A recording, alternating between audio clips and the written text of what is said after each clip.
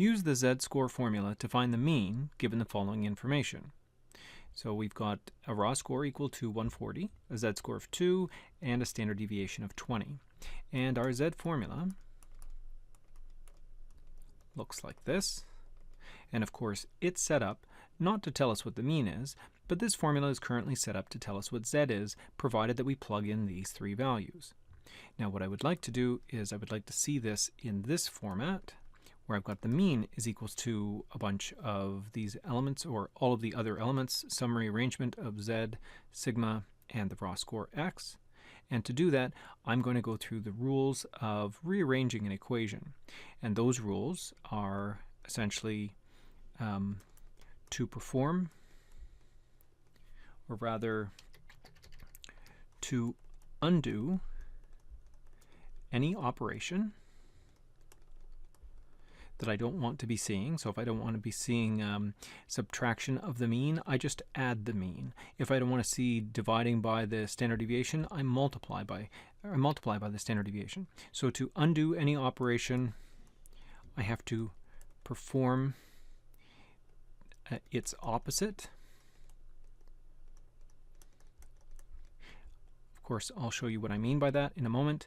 And you have to do the same. You have to do the same operations to both sides of your equation.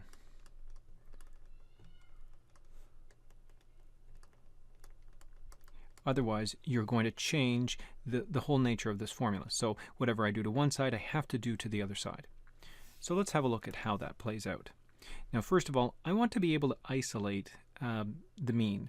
Right now I've got x minus the mean over the standard deviation. I'm dividing by the standard deviation. I'm dividing all of this by that standard deviation.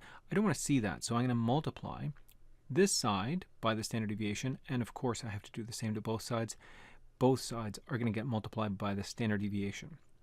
What that does is it cancels on this side, because when you're dividing and multiplying by the same amount, they cancel out. Think about it this way. Let's say you have $5 and then you double it, so you times it by 2. That's going to be equals to $10. But then if you divide by 2, then that's going to be equals to $5. So if I multiply by 2 and then divide by 2, it's essentially the same as if I did nothing at all.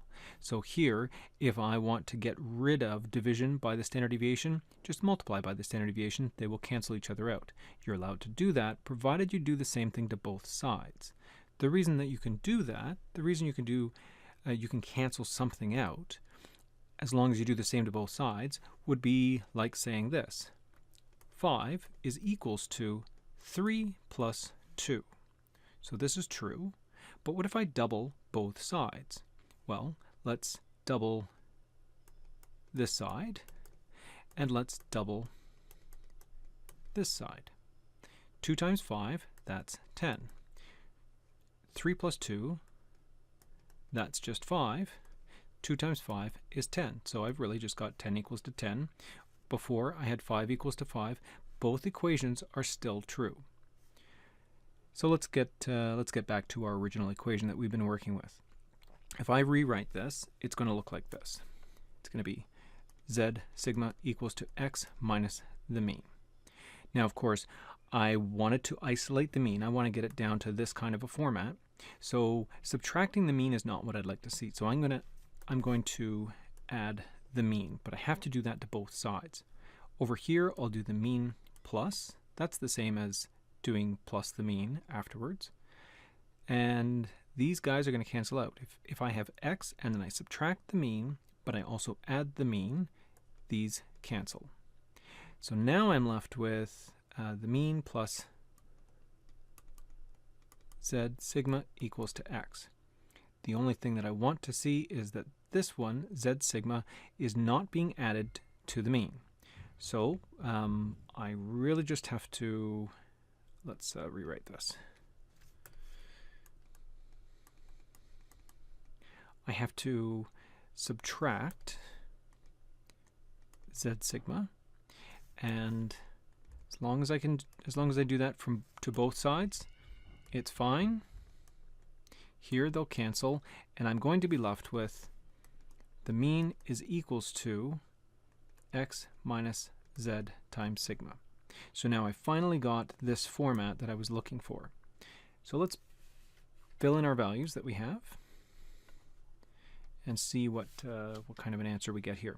So I have the raw score is 140, z is equals to 2, and the standard deviation is equals to 20. And so this gives me 140 minus 2 times 20, so that's minus 40, and so the mean is equals to 100. And that's my answer.